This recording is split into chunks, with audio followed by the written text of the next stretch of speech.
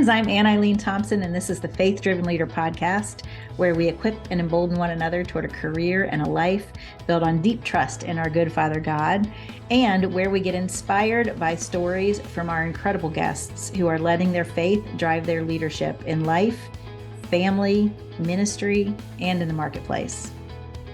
My good friend and coach, Bob Goff, is joining us today. Bob refers to himself as a recovering attorney. He is a New York Times bestselling author several times over. He's a podcast host and most recently a farmer. But Bob really could best be described as a joy bomb. I mean, his title at his organization is Chief Balloon-Inflator. You are going to be refreshed and equipped as you hear him share on leading with faith and joy in an age of cynicism. Join me to hear him weave together beautiful stories in the unique way that Bob does, to provide some truly practical help on what it is to be a faith-driven leader. Awesome. Well, hey, thank you so much. We are so excited to talk to you. You might know that this podcast is called The Faith-Driven Leader. Yeah, and good. I've read a lot of your stuff. You and I have had a chance to talk from a coaching standpoint a couple of times. And totally, you are a man that is a faith-driven leader. And I would love to know, kind of in your words to start us off, tell us, what is the role that faith plays in your leadership, Bob? How do you think about that? Yeah, it's not a add-on, nor am I trying to talk someone into or out of anything, whatever their faith tradition, all the above, none of the above, wondering about the above. The only thing that I don't have as much patience for is cynicism. So more like modern version of cynicism. The old original cynicism, Diogenes, the founder of cynicism, lived a little bit apart from society, lived in a water jar. It was a big one. But he had a lamp with him and he walked through Athens every day at noon. And people said, "Why? What are you doing, Diogenes?" He said, "I'm looking for virtue." So people that are looking for virtue, that like that, wherever their faith expression or experience, that is immediately attractive to me. The people that are trying to pick a fight with everybody or saying mean things, just to be ornery. I don't know what that's a substitute for in their life, but I just don't want to be a participant. So I don't think bad things. I just give that no airtime. So in answer to your question about how my faith works itself out in these things, I just have so much confidence that people are on their own adventure. And I don't feel like I need to control it. I don't feel like I even need to speak on top of it to say what my worldview and values are. But it causes me to go back to, why do I believe what I believe? Yeah. And that if that's challenged in a beautiful, positive way, productively, then that's great. That's a great Tuesday. But if it's challenged because somebody's kind of a cynic and says something mean, I'm like, well, I won't name somebody, but this person comes to mind that just said all these really mean things, and they're just trying to figure out their own stuff. But sometimes people throw a pretty big boat wake behind them as they're moving towards that. And I don't think bad things. I just feel like there's a great proverb, it's 4:23. It says, above all else, guard your heart, because from it, your entire life will flow. So that's, I guess, the confluence of faith and conversations about making progress. I'm trying to guard my heart and hopefully doing a good job guarding other people's.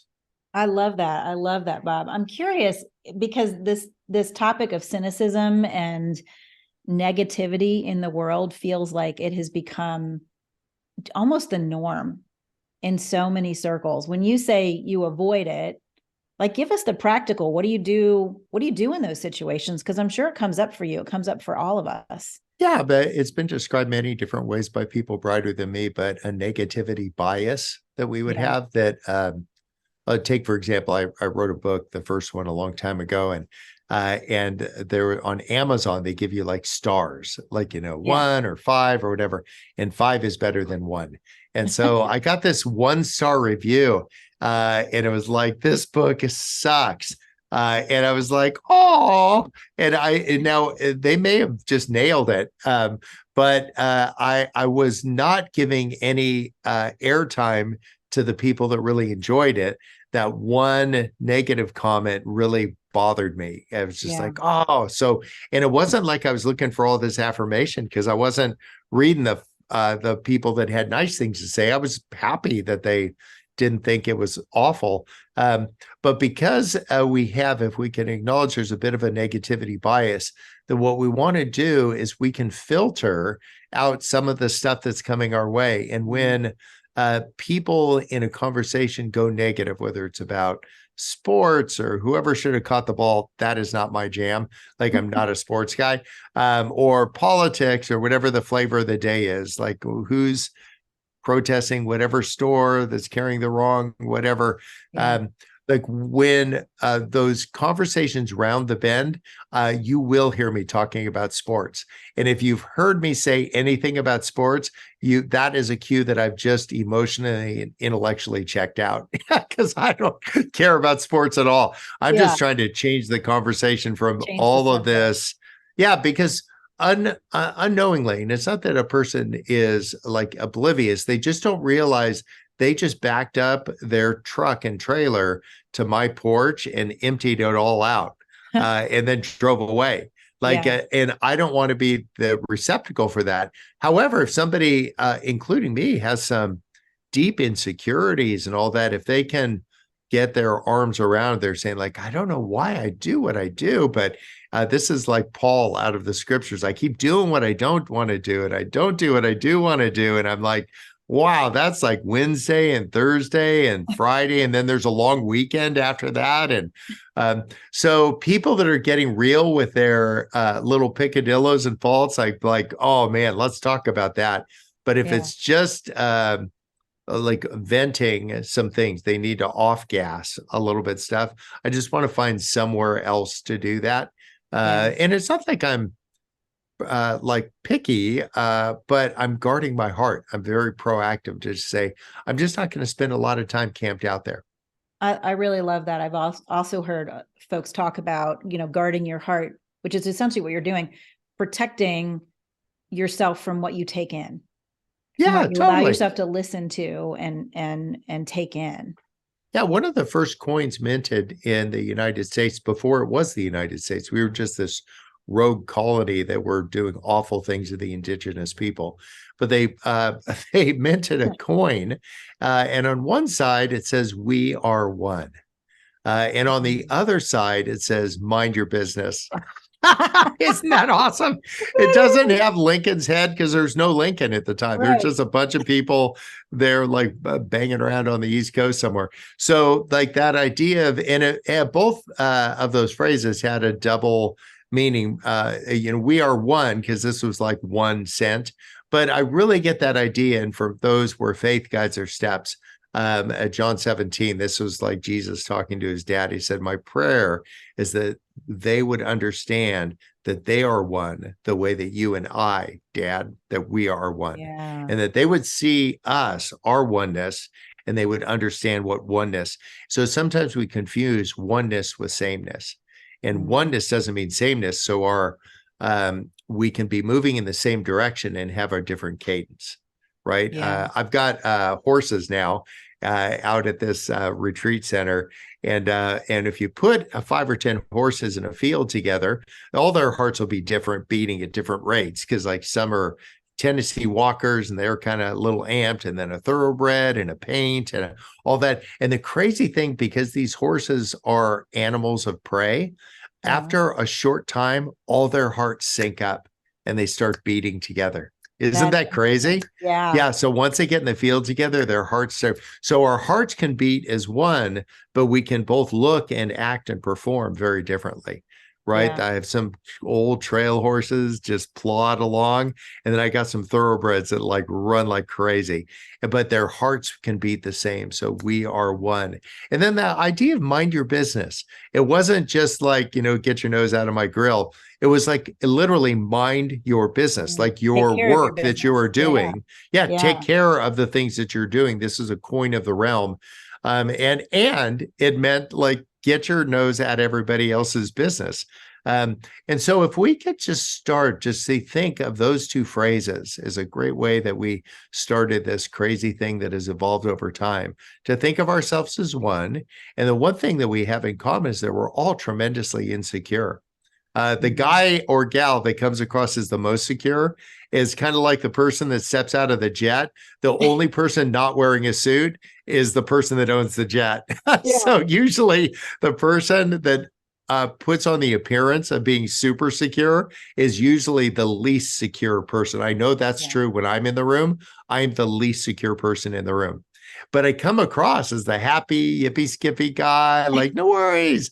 But down underneath that is a ton of insecurity. Maybe the difference is that I realize I'm the most insecure guy in the room. And sometimes people just have some layers over that, like all of us, they're still working through, excavating, like a tell in Israel. They're just trying to say, or occupied Palestine, depending on which side of that conflict you're in. But yeah, they're excavating that, and they're just saying, like, what, I wonder what's underneath that. I wonder what's underneath that. And the people that have influenced me the most are people that are asking the question, I wonder what that's connected to. Yeah. Yeah, that's so I heard, interesting. I don't say, I because I'm a grandfather now, I'm like curating a bad grandpa jokes. And my friend Taylor was telling me one, he said these guys were walking through a field and there's a big hole and they get up the hole and it looks bottomless. And they were like, I wonder how deep it is. And they find this anvil and they drop the anvil down the hole and they listen, it never really hits the bottom.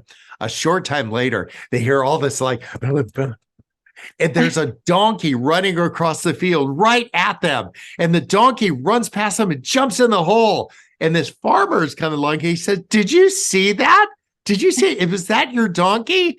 And he says, no, my donkey's tied to an anvil. That's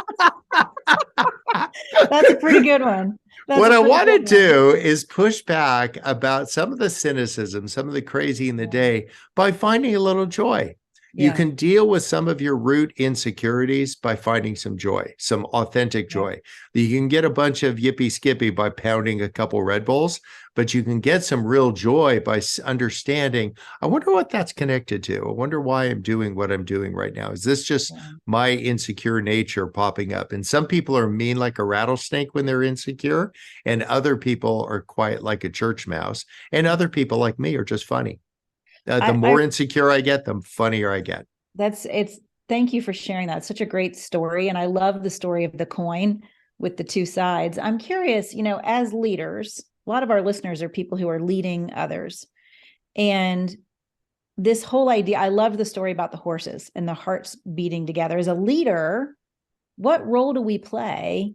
And how do you set the pace for your team, for example, to kind of set the right heart rate and to keep things at the joy level rather than the cynicism level? Like, give us some practical, how do you do that on a day-to-day basis with your team? Yeah, I would say, let's think of it as concentric circles. The first one would be, in a team, read the room. Like, just understanding that there's a lot going on in the room, that we all look very like we're around, a boardroom or a table, or when I was a trial lawyer, we sat in big conference rooms. But reading the room is just understanding there's more going on in the room than you might imagine. Like that there's more both meaning and emotion and vitriol. Sometimes when you're talking to somebody who's a little bit on edge, you're actually, you think you're talking to them because they're the one in the room, but you're actually talking to the spouse they just had a disagreement with. They're talking about the disappointment. You're talking to the child who's encountered some really significant headwinds, and a parent who feels unable and ill-equipped to deal with them. And so reading the room is to just take a step back in your community and then pause for a moment and to just say, hey, give me a 1 to 10. Like, tell me about your head and your heart right now. And then start by saying, let me tell you. So don't say, how are you? Because if I say, how are you? Then you're going to say, fine. And you say, great, I'm fine too.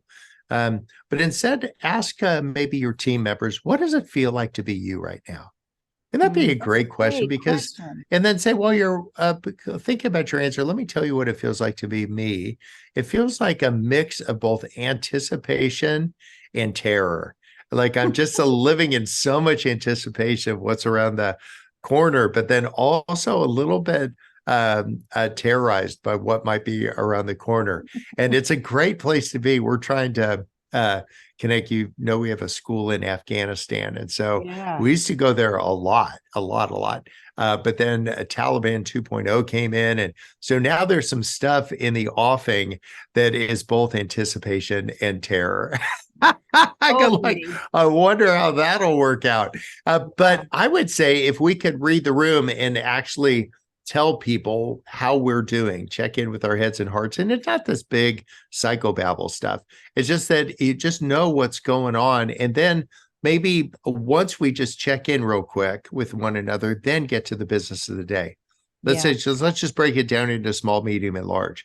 And by saying small, medium, and large, say like some of the things that people think are big things, to say that's actually small. That's small size. So Mhm. the client that's really difficult, the thing I do once I collected my thoughts in that first concentric ring is I go to the next concentric people. Who are people that are influencing what we're doing right now? Clients, if you have them. And what we did when I had a law firm is we used to fire clients on Thursdays. So we would just get together every Thursday and say, who's been just a pain, that they're just like, they're just a weird amount of energies going in that direction. And so we just say, hey, you don't owe us anything. Let's go get you to someone else who Yeah. could be perhaps more responsive. So like I know there's been some challenges in our communication, or you raise your voice to one of our friends here that was trying that. And so I understand how that happens. I scream. I just keep that in my thought bubble, and yours leaks out a little bit Came more out. often. Yeah. And so let's get you somewhere new. So on Thursdays was our quit day, and we just quit 4 people. We quit them. Yeah. But not with any kind of like attitude other than Yeah. an attitude of resolve. Yeah. So how's our team really check in? They do the next concentric ring to say who's impacting the team, and then to say what is it they're dreaming about. Go out there a couple of years to say what is it that you want. To actually sit down with somebody and create this safe environment. Be Switzerland. Yeah. Literally, get a bar of chocolate and a bobsled. Just be super safe. And then just say, what is it that you want? One of my paralegals said he wanted to be a lawyer. I was like, that's awesome. Like, when you well, I mean, where are you applying? And he said, I can't go because I don't have 200 grand and I don't Mhm. have 3 years. I got 3 kids and a wife and all Mhm. that. So once you hear what people are aiming for, now you can interact with it. And I went to the bar because I've been teaching at Pepperdine Law School for the longest time. I went to Washington's bar and I said, could I teach him law school myself? Like if I wrote the curriculum and Wow. taught him Yeah. law school, would you let him sit for the bar exam? And they said yes. And so it took 4 years, but that Yeah. guy, we taught him law school. He passed the bar. That's Total amazing, cost, Bob. nothing. And That's amazing. we were as surprised as he was. But the idea of just taking people in leadership and ask them the question, what do you want? And then as a leader to articulate, hey, while you're formulating your ideas about that, let me get you current with what I want. What I want at the center would be my faith. And then the next concentric ring around that would be my family. Now that I'm a grandfather, I want to spend more time grandfathering. And so Yeah. if you see me out and about a little bit less, it's because I'm wrapping like towels around wet grandkids when they Yeah. get out of the pool. I So love that's and as soon as a leader, you can describe what it is that you want, they will feel if you've created a safe environment, they can talk about honestly what they want. And if what they want is inconsistent with the job that you have, don't say you're fired. To say, is there anything we could change or you could change? I'm not saying change your wants, but there's a way that we can Yeah. navigate so that these two things can beat together, that you can get Good. your wants, and we can also do the a really demanding work that we are leaning into here. And if the I, answer is no, then let's figure out a way where we yeah. can transition you to the next place.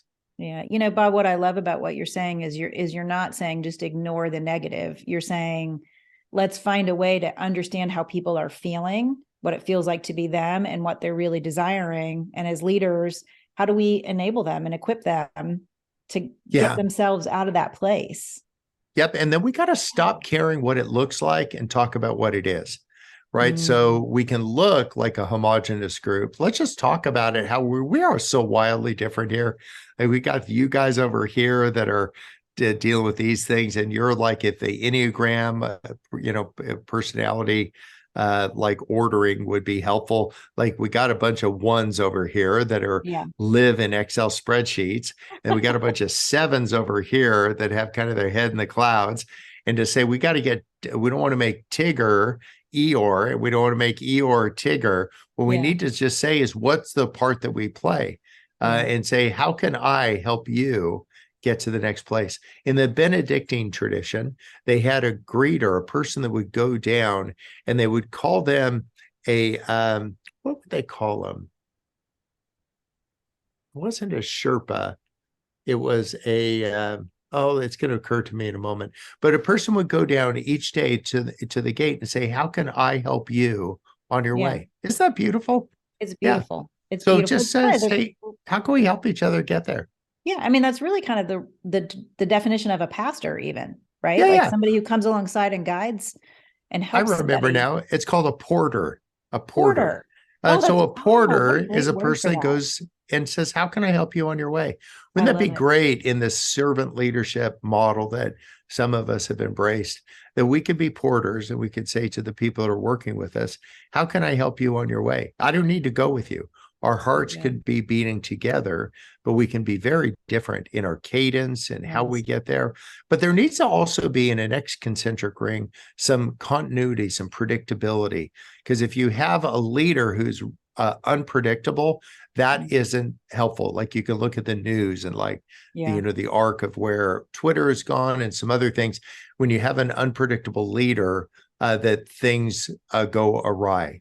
And so Yeah. predictability would come from someone being in touch, not Yes. just doing it because we used to do it, but articulating this is why we do it. If you go up a flight of stairs, the tread will be 11 inches and the riser will be 7.5 inches.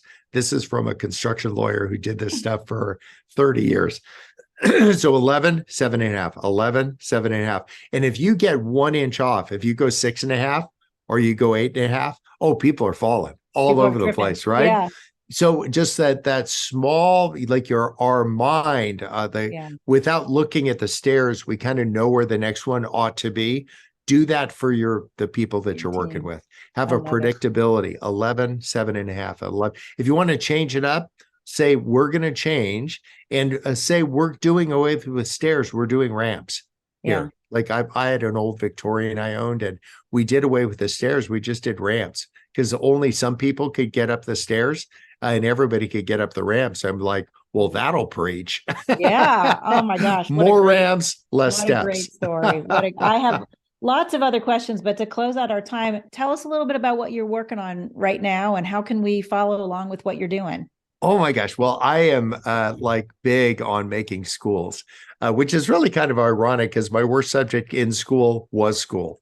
Um, but I love making schools, and there are a lot of opportunities overseas. Here in the United States, we have things we can improve on, but some basic education is we've done a pretty good job. Like we have a ways to go, as everyone does.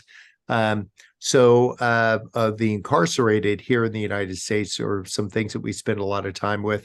So I Yeah. teach a class at San Quentin.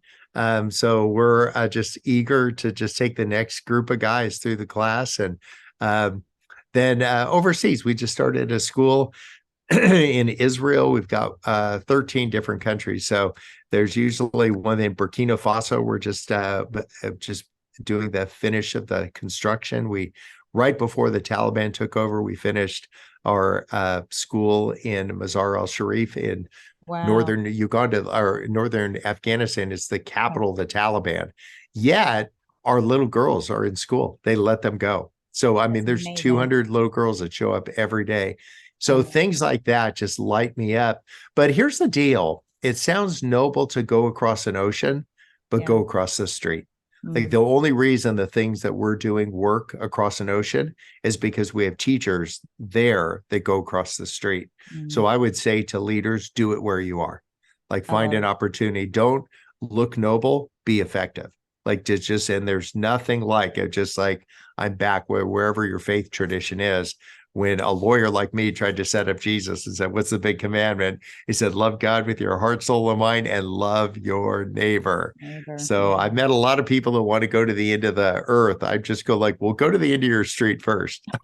Let's do it right here. Oh, Bob, so good. Thank you. This has been inspiring and encouraging and uplifting. I love that you bring joy into everything that you do, everything you do, everything you say, everything you write. And it's such a gift to leaders. Thank you. Well, I love just being in your blast radius. So this was very selfish on my part to get a little time with a friend.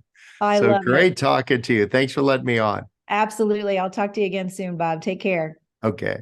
Bye. Oh my goodness, friends, isn't Bob just a breath of fresh air? Here are a couple key takeaways that I took away. One, the importance of predictability for your team. That staircase example was so tangible. If I'm going to change something up, I need to be pretty proactive in communicating. I thought that was just such a great word picture. I also loved the idea of the Benedictine porter who was asking people as they walked by, how can I help you on your way? And I think about all the times I try to fix problems or fix somebody's tension or fix somebody's issue, but that question just kind of reframes. We can be super intentional and help people along the way rather than feeling like we have to solve all the problems. And probably my biggest takeaway from that conversation was the importance of guarding my heart as a leader in this culture of cynicism, and how that benefits not only me, but my team in this culture of negativity. I get a choice. I don't have to perpetuate cynicism and venting. I can be hopeful. I can also be very clear and very assertive about who or what I want to take in. Even when it comes to my work with my clients or my team or whoever it might be, I can guard my own heart. So that kind of leads me to this week's challenge coming out of this conversation. What's one practical thing that you can do to combat cynicism in your work environment? Would love to hear your thoughts and your ideas. Please feel free to share them with us. We'd love to hear those. Well, what a great way to kick off our Faith Driven Leader podcast. Thank you so much for joining us, and we'll see you next time when we're going to hear from Kirsten Moorfield. Kirsten is the founder and COO of Cloverleaf, which I can't wait for you to hear about. She's also going to share so much wisdom and insight around how we as leaders have the opportunity to reflect the goodness of God. She's going to talk about working from our strengths, and she's going to talk about learning to renew our thinking. It's such a beautiful conversation. You don't want to miss it. Special thanks again to today's guest, Bob Goff, and we will see you next time.